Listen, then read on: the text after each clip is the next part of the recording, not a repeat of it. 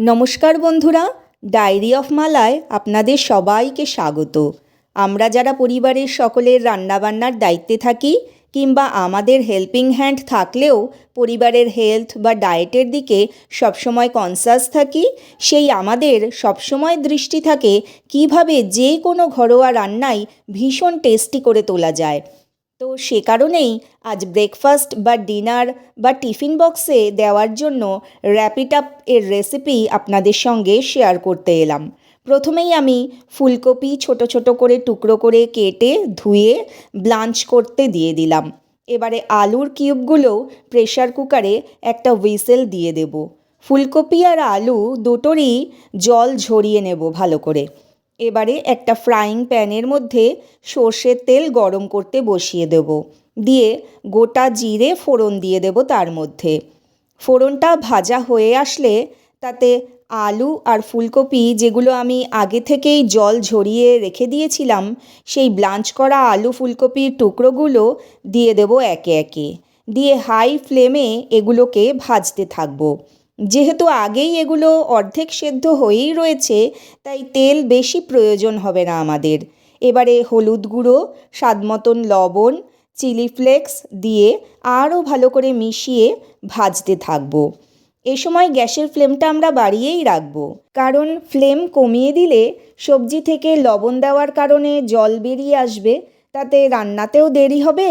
আর সবজিগুলো তো আগেই অর্ধেক সেদ্ধ হয়েই রয়েছে, তাই আর ফ্লেম কমিয়ে সেদ্ধ করবার দরকার নেই।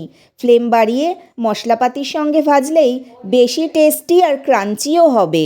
এবারে কুচনো আদা, লঙ্কা আর একটা টমেটো দিয়ে দেব, দিয়ে ভালো করে সমস্তটা মিশিয়ে ভাজতে থাকবো যতক্ষণ না আদা আর টমেটো কুচোনোর কাঁচা গন্ধ চলে যায়, ততক্ষণ ভাজতে হবে।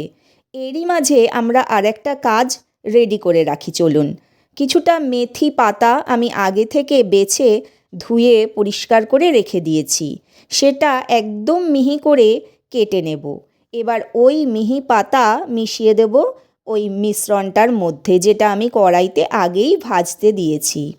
এখানে আমরা কসৌরি মেথি ব্যবহার করতেই পারতাম, কিন্তু এখন যেহেতু বাজারে ফ্রেশ মেথি শাক অ্যাভেলেবেল, সেহেতু এই মেথি পাতা ব্যবহার করলে স্বাদেও দুর্দান্ত হবে। এই পর্যায়ে সমস্তটা মেথি পাতা দিয়ে ভালো করে নেড়ে এর উপরে কিছু মশলা দিয়ে দেব। একটা ভাজা মশলা আগে থেকেই রেডি করে রেখেছিলাম আমি। শুকনো লঙ্কা, গোটা জিরে, মৌরি, গোটা ধনে, দারচিনির একটা ছোট টুকরো, দুটো লবঙ্গ আর একটা এলাচ, এগুলোকে একসঙ্গে ড্রাই রোস্ট করে নিয়েছি আমি, দিয়ে মিক্সিতে গুঁড়িয়ে নিয়েছি।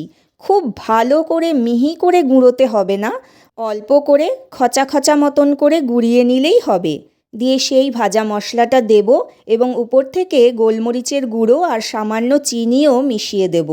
চিনি দেওয়ার কারণে রান্নার স্বাদটা বেশ ব্যালেন্স হবে, খেতেও ভালো লাগবে। সমস্তটা মিশিয়ে প্রায় 1 থেকে 1.5 মিনিট মতন লো টু মিডিয়াম আঁচে কুক হতে দেব ঢাকনা দিয়ে। তো হয়ে গেলে এবারে নাড়িয়ে চাড়িয়ে গ্যাস অফ করে দেব।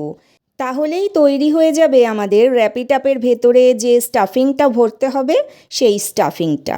এখানে আমি আগে থেকেই আটার ডো মেখে রেডি করে রেখেছিলাম, দিয়ে সেটা মিনিট 10-15 মতন রেস্টে রেখেছিলাম। এবার সেটা আরেকবার একটু ঠেসে নিয়ে একটু করে বড় বড় করে লেচি কেটে, খুব বেশি মোটাও না আবার খুব বেশি পাতলাও না, এরকমভাবে বেলে গরম চাটুতে র্যাপটা মানে রুটিটা আমি সেঁকে নেব। প্রয়োজনে রুটির মতন ডাইরেক্ট গ্যাসের ফ্লেমে সেঁকে নেওয়া যেতে পারে, আবার চাটুতেও ঘুরিয়ে ঘুরিয়ে সেঁকে নেওয়া যেতে পারে। দেখুন, এখানে আমি দুটো রুটি আপনাদের সঙ্গে বেলে আর ভেজে দেখাচ্ছি, এভাবেই আপনারা করে নেবেন।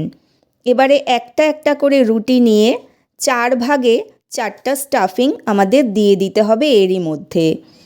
প্রথমে 1 ভাগে বাচ্চাদের খুব পছন্দের মেয়োনিজ স্প্রেড করে দেব। এই মেয়োনিজটা আমি নিজে ঘরে তৈরি করেছি, আপনারা চাইলে এর রেসিপিটাও আমি পোস্ট করে দেব, আপনারা চেক আউট করে নিতেই পারেন। প্রথম ভাগে মেয়োনিজ দেওয়ার কারণে বাচ্চাদের ভীষণ পছন্দ হবে। মেয়োনিজ তারা ভীষণ ভালোবাসে খেতে। এবং দ্বিতীয় ভাগে আমি যে ফুলকপি আলুর স্টাফিংটা তৈরি করেছিলাম সেটা দিয়ে দেবো। নেক্সট ভাগে টমেটো কেচাপ দিয়ে দেবো এবং লাস্টে বা শেষে শসা কুচোনোও দিয়ে দেবো। আপনারা যদি পেঁয়াজ খেতে পছন্দ করেন তো শসার সঙ্গে পেঁয়াজও দিতে পারেন। আর হ্যাঁ, অলিভিয়া সরকার, তুমি তোমার নামটা নিতে বলেছিলে, তো অলিভিয়া তোমার নামটা আমি নিলাম। তুমি খুব খুব ভালো থেকো। ঈশ্বরের কাছে প্রার্থনা করি তোমার সুস্থতা, আর আমি আমার সঙ্গে অবশ্যই তোমাকে থাকতে অনুরোধ করব। এবারে এই রুটিটা ভাজ করবার পালা।